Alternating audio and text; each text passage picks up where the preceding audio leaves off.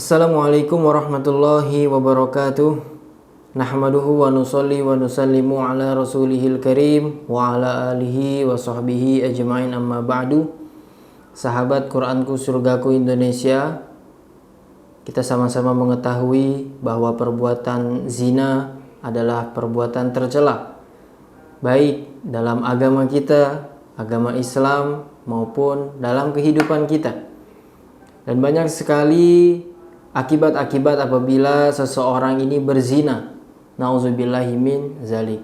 Bahkan sahabat Quranku Surgaku Indonesia, akhir-akhir ini kita sering dikejutkan oleh berita-berita yang mana di sana menyebutkan adanya pemerkosaan, adanya perzinahan. Nauzubillahi min zalik.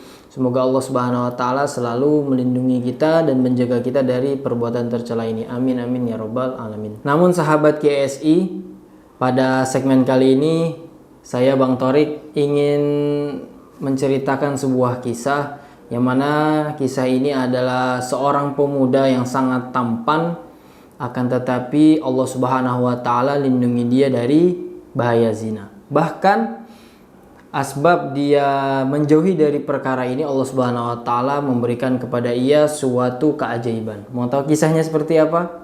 Nah, sebelum itu marilah kita dengarkan dengan seksama lantunan ayat suci Al-Quran berikut ini.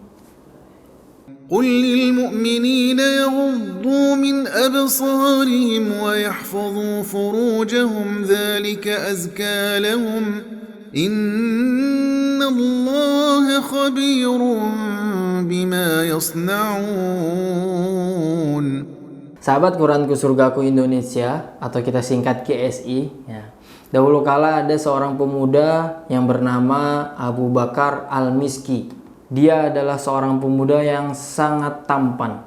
Pada suatu hari, seperti biasa, dia melakukan pekerjaannya, yaitu menjual kain atau bahan di desanya. Dia berkeliling desa demi desa, pintu demi pintu, ia ketuk untuk menawarkan dagangannya ini. Pada suatu hari ada seorang wanita bangsawan yang sangat-sangat cantik.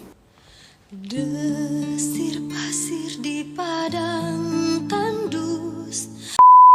Wanita bangsawan ini memanggil Abu Bakar ke rumahnya, yang mana Abu Bakar mengira bahwa si perempuan ini ingin membeli kain atau bahannya. Maka Abu Bakar Al-Miski ini datang memasuki rumah wanita bangsawan ini. Pada saat ia masuk, ternyata guys, perempuan ini atau wanita yang sangat cantik ini menyukai si Abu Bakar.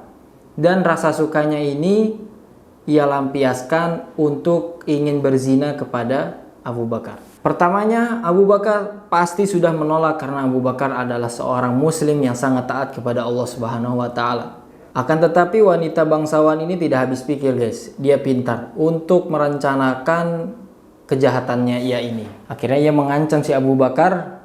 Apabila si Abu Bakar ini menolak, maka ia akan berteriak dan mengatakan kepada orang bahwa Abu Bakar ini ingin memperkosanya. Abu Bakar bingung.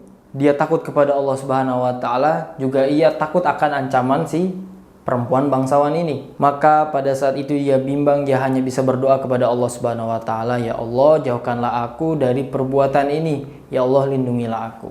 Akhirnya Abu Bakar meminta izin kepada si wanita bangsawan ini. Wahai Nona,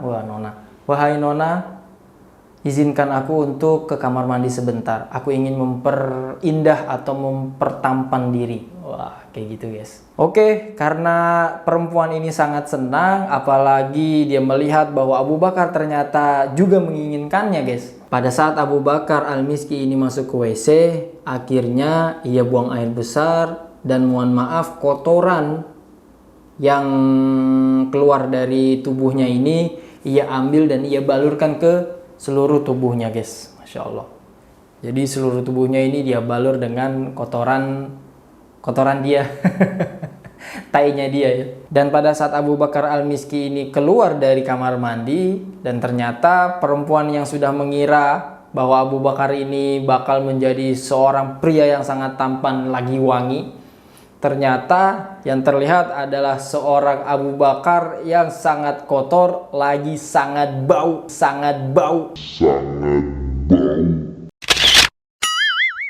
Tahu sendiri ya, tai orang dilumurin ke seluruh tubuhnya seperti apa baunya. Sebab idenya ini, ide gilanya ini, akhirnya perempuan bangsawan ini mengusirnya dari kamarnya dan juga rumahnya.